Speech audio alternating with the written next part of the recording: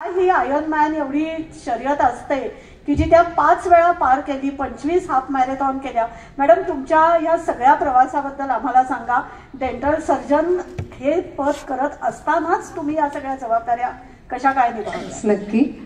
धन्यवाद Raut sir, Poonam madam आणि Venus world school. मला आज इथं सगळ्यांसोबत या इतक्या मोठ्या मोठ्या मान्यवरांसोबत बसण्याचा एक अपॉर्च्युनिटी मिळाली. Thank you so much. तर मुलांसाठी सुरुवात अशी करूयात की if you are not scared by your dreams then they are too small. Think for big one. खूप मोठी मोठी स्वप्न बघा. They are always valid. म्हणजे ड्रीम्सची पॉवर बियॉन्ड इमॅजिनेशन असते. मग असंच स्वप्न मी बघितलं लग्नाच्या 11 वर्षानंतर. म्हणजे लग्न झाले की सगळं संपलं असा जो गोड गैरसमज आहे ना तो दूर करा. असं तसं नसतं. सो लग्नाच्या 11 वर्षानंतर 2 मुलं झाली. 2 मुलं झाल्यानंतर मग मी माझी जवळपास 12-13 वर्षाची तेव्हा डेंटलची प्रॅक्टिस झाली. डेंटिस्ट म्हणून मी काम करत राहिले. इंडियन डेंटल असोसिएशनचं पद सांभाळलं. आणि सगळ्यात महत्त्वाचं, माझ्या 8-10 जणांचं जे झांजुणे परिवारचे हाऊसमेकर म्हणून मी जी कार्यरत राहिली, हे एवढं सगळं झाल्यानंतर मी स्वप्न बघितलं आयर्नमॅन आणि कॉम्रेड फिनिशर. ते काय असतं? पण एकदम या आयर्नमॅन कडे कशा आलात? म्हणजे तेही थोडं. नक्की. तर मला माझा जो दुसरा मुलगा आहे शिवाजी जेव्हा झाला आणि तो जवळपास 1.25 वर्षाचा झाला, तेव्हा माझ्या हस्बंडची म्हणजे डॉक्टर राहुल झांजुर्णे जे ऑर्थोपेडिक सर्जन आहेत, तर त्यांची सायकलची रेस होती. डेक्कन क्लिफ हँगर म्हणून सायकलची रेस असते पुणे टू गोवा. 645 किलोमीटर तुम्हाला सायकलवर पुण्यापासून स्टार्ट करायचं, कोल्हापूर असं करत करत गोव्याला जायचं असतं आणि ते डिस्टन्स असतं 645. तर माझ्या नवऱ्यानी हे 6व्यांदा तो हे करत होता. ही दरवर्षी. आणि भारतातले ते असे एकमेव आहेत की त्यांनी ही 6व्यांदा रेस केली आहे. पुढं कुठलीही स्पोर्टची बॅकग्राऊंड नव्हती. लहानपणी ते साधे क्रिकेटही खेळले नव्हते. मग असा माणूस 6 वेळा सायकल स्वारी करू शकतो.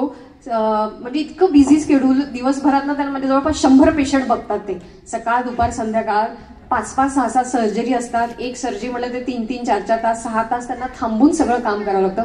एवढं हेवी वर्कलोड असताना मग मी का कारणं देतीये? म्हणजे एवढं वर्कलोड असताना ते रात्री 11 वाजता ओपडी जेवण झालं की मग सायकलिंगला निघायचे. पुणे टू सोलापूर जो हायवे असतो तिथं सायकलिंग करायचे. पहाटे 4-5 वाजता घरी यायचे.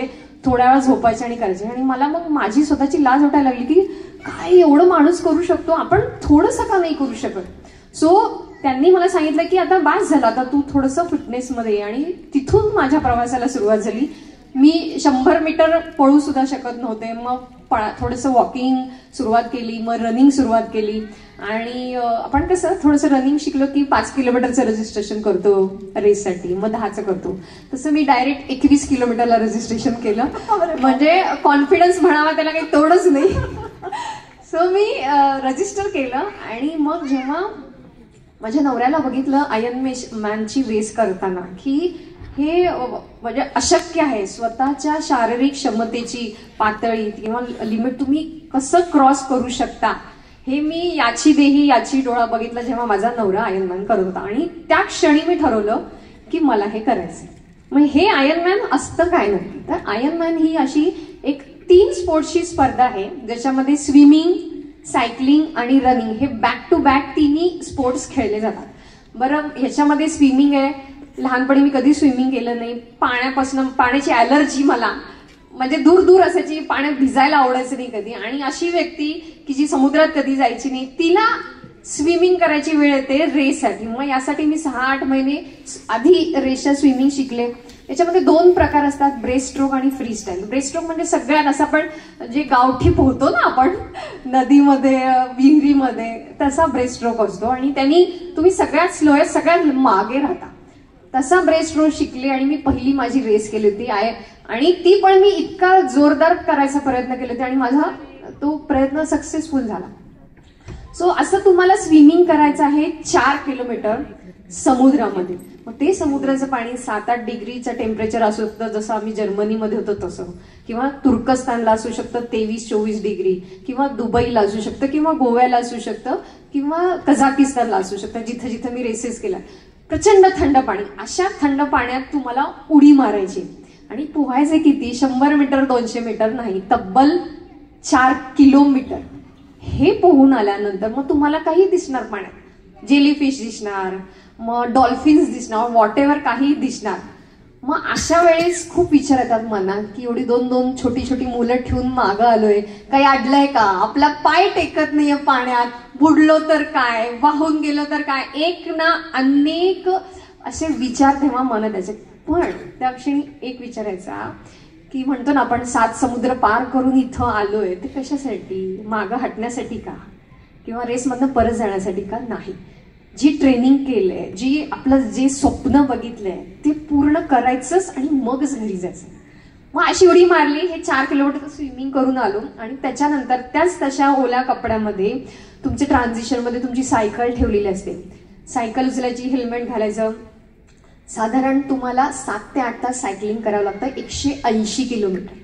हे 180 किलोमीटर सायकलिंग करताना तुम्हाला भूक लागते, पाणी प्यावं लागतं, तहान लागते. मग हे आपल्या खिशामध्ये कोंबावं लागतं. म्हणजे खजूर घे, चिक्की घे, आपला लंच, डिनर, ब्रेकफास्ट हे असंच. केळी घ्यायची, संत्र घ्यायचं, खिशामध्ये कोंबायचं आणि ते खात खात 6-7 तास तुम्हाला सायकलिंग करायचं. या प्रवासामध्ये तुमची सायकल पंक्चर झाली, तुमचं हँडल वाकडं झालं, काही झालं ते तरी तुम्हाला स्वतःला रिपेअर करावं लागतं. म्हणजे ह्याचं ट्रेनिंग वेगळंच. सायकल पंक्चर झाली ते शिकून घ्यावं लागतं आणि ते सुद्धा असं अर्धा-1 तास खेळत बसायला लागत नाही. क्विक 2 मिनिटाच्या तुमचं पंक्चर निघालं पाहिजे. ही सगळी प्रॅक्टिस आधी करावते. हे असं सायकलिंग करून आल्यावर तुमची सायकल ट्रान्झिशनमध्ये परत ठेवायची, तुमचे शूज चेंज करायचे आणि वेड्यासारखं धावत सुटायचं 42 किलोमीटर. हे सगळं तुम्हाला नॉनस्टॉप करायचं असतं. So this is called as Ironman. आणि याला तुम्हाला कुठेही ब्रेक नसतो. हे सतत चालू असतं आणि तुम्हाला 16 ते 17 तासाच्या आत करायचं असतं. त्याचे कट ऑफ्स असतात. स्विमिंग जर तुमचं 2 तास 20 मिनिटात नाही झालं तर तुम्हाला त्या रेषा बाहेर फेकूनच देतात, अक्षरशः पुढे जाऊ देत नाही. So this is world's toughest race. आणि मग एक टप्प्याने जेव्हा तुम्ही सायकलिंग करता, 60-70 किलोमीटरला पण कट ऑफ असतो, ते त्या वेळेत नाही पूर्ण झालं तर पुढे जाऊ देत नाही. आणि रनिंगला तुम्हाला 6.5 तास साधारण देतात. हे सगळं त्या वेळेमध्ये कम्प्लीट होणं खूप गरजेचं असतं. मग हे माझं साधारण 14 तास 42 मिनिटांमध्ये आयर्नमॅन माझं पूर्ण झालं होतं कझाकिस्तानला. सो जर्मनी, कझाकिस्तान, तुर्कस्तान, बहराईन, दुबई अशा ठिकाणी मी आयर्नमॅनच्या रेसेस केल्या. आणि त्याच्यानंतर मग माझ्या मिस्टरांनी म्हणजे नवऱ्यानी कॉम्रेड्स नावाची रेस केली. ती कॉम्रेड्स नावाची रेस काय असते थोडक्यात सांगते तर ही रेस आहे साऊथ आफ्रिकेमध्ये रनिंगची रेस आहे. 90 किलोमीटर तुम्हाला पळायचं असतं. आपल्याला माहिती आपण 10 किलोमीटर पळू शकतो, 20 फार तर 40-42 पळू शकतो. त्याच्या पुढे ही रनिंग असतं. तेही 50 नाही, 60 नाही, डायरेक्ट 90. आणि ह्याचं विशेष म्हणजे की कडाक्याच्या थंडी सुरू होतं, परत उन्हामध्ये असतं आणि परत थंडी पडते. म्हणजे सतत टेम्परेचर चेंज होतात आणि यातला एकही किलोमीटर फ्लॅट नसतं. म्हणजे आपला दिवे घाट, बोपदेव हे कसे 2-2-2.5 किलोमीटरचे पॅचेस आहेत. असं तुम्हाला 90 किलोमीटर करायचंय. मग त्याच्यात अर्थस पॉइंट येतो, बोथाज हिल येते, हिल क्रेस्ट, असे नानाविध असे हजारो छोटी डोंगर आहेत. सो ही रेस 100 वर्षापूर्वी सुरू झाली. 1927 मध्ये सुरू झाली, 1925 मध्ये सुरू झाली.